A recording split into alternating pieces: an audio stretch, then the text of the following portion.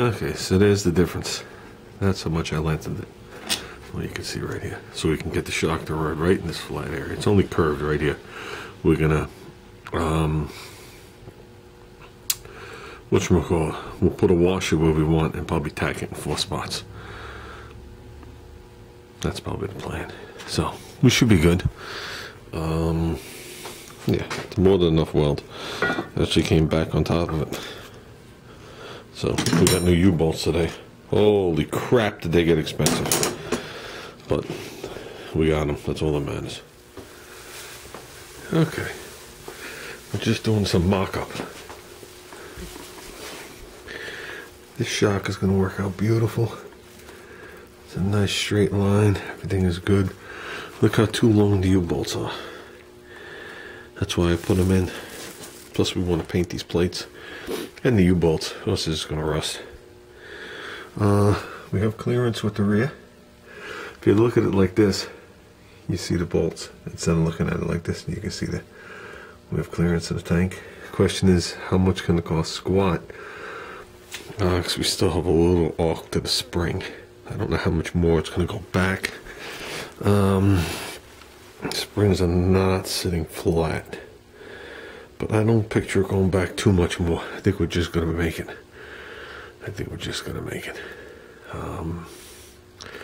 And if not, we'll do what we got to do. I really don't want to start pouncing up and down on the car right now, but it is off the jack stands. The main concern was, did I bend that shock stud enough? And how far out do I have to space it? I have to go a little bit more on this shock mount. This is why I didn't weld it crooked. So I figured it looked horrendous if I welded it then bent it. I could see the angle is off just a little bit. How far we're out right now is fine. We have clearance here. How much more I need? Not really sure, but it'll go out. Going by the threads right there, maybe another ½ an inch. So we'll have at least 3/4 of an inch. The rear doesn't turn. You gotta remember we got the ladder bars on here, so it's not like this rear is gonna do the major twist up.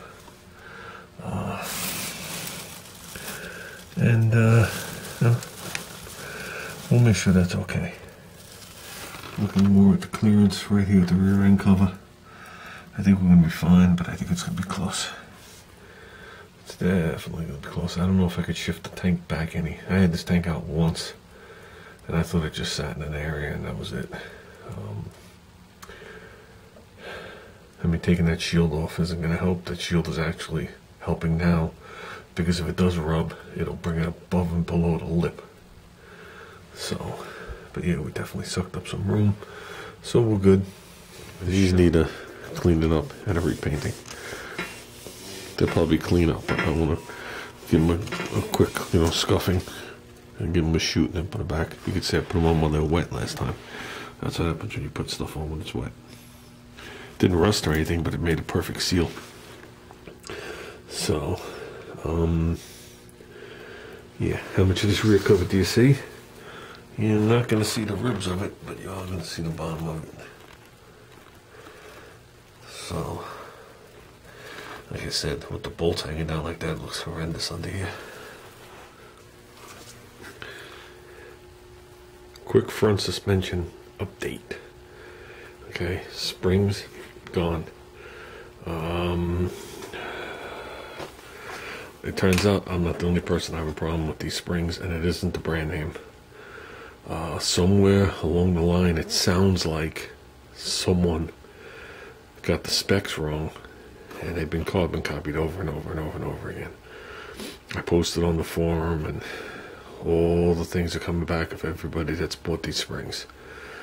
Not necessarily these exact ones, because I doubt AC Delco made these springs. There's 1 or 2 companies, just like Shock's, making the springs, and they're making them to a certain spec, and they're wrong. Are they big cost springs? No. And the reason they're not big cost springs is big cost springs have a taller relaxed height. These were the exact relaxed height as the ones I pulled out, if you remember me checking. Okay, it's just that they're too firm. The suspension is pretty much pegged at the top. I got about this much room from the control I'm hitting the frame. It's going up like that much, and that's it. I can't push down on the car. And what people are saying is, even when you get it to the right height, if you get it to the right height, they ride like trucks. I don't need that. This car rode nice. So I did a little research. A 360 is 40 pounds heavier than the 258, and that 40 pounds will be made up with the intake manifold. So we're going to be within 10 pounds of the 258 with this motor in here. So do I have to tell you what's going back in the car? We're going to give them a light scuffing. I don't put any heat to springs. It definitely changes the temper. You don't sandblast springs. I try not to grind on springs. Nothing. They're just going to get a sandpaper in my hand. They're going to get dulled down, and they're probably just going to get coated with the rust encapsulator or whatever this junk is up here that may work, may not work, rust reformer, whatever. And let that dry, and I might hammer tone them black. You really don't see them, just so they have a decent appearance when you do stick your head in the well. I do have spaces for the tops of the springs. Now when you say spaces, you cringe. These are different spaces. These are spaces, I actually ran these in the wagon after I put the wagon together. The top of this spring size, the first loop is the same as my wagon, but my wagon continues that size all the way down, just like a Mustang would, even though a Mustang has a different lead spring. This one, it goes small and then it gets bigger. The top of this car, right here in this circle, that sticks down about almost the length of my thumb, a little less, and that keeps the spring in position. I have aluminum spaces that are drilled or machined to fit into that, and they have the same thing sticking down again. So it's like a Lego block, and they're about that tall, give or take. So if I'm probably going to put them in, and we'll see how the car sits after that. I just know one thing, that after they're in, I'm going to be able to push this car up and down. I went back and watched the video. You go right up to this car when the shocks are blown out, and there's whee, and the car just goes like this. That's what we want. I want this car to be like a roller coaster ride, or an amusement park ride when the shocks are out. Not something I can't push down on. I want something that's going to react. So we get the front up and the back down. Well, the back's going to go up too at the same time, actually.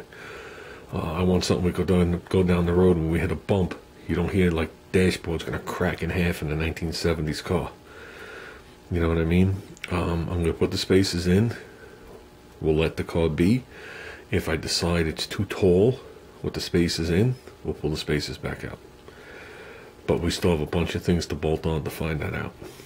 Rather than me just put the springs in and find out the car just a little too low. I would like the car level. So however high it is in the back, I'd like to see the same in the front. Okay, and I got pictures of the car with the slicks in the back and these same tires in the front. And the back of the car is up just a hair bit more than the front, not much. So now I'm going to go 3 inches taller on the tire. It's going to bring the back of the car up 1.5 inches.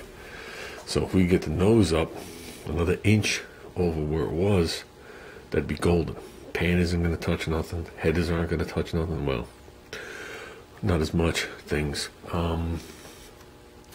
And I'd be more than happy. So I was going to do that from the beginning, but I was putting so much love and care into this car for Junior that I said, I'm just buying new springs. They're cheap. Coil springs are between $60 and like $150, depending on who you go with. And most of them are repackaged anyway. So they were not expensive, and I thought we were doing a good thing, but it turns out we're not doing a good thing. I won't even be able to sell these things. Returning them is out of the question at this point. So what am I going to use them for? Who knows?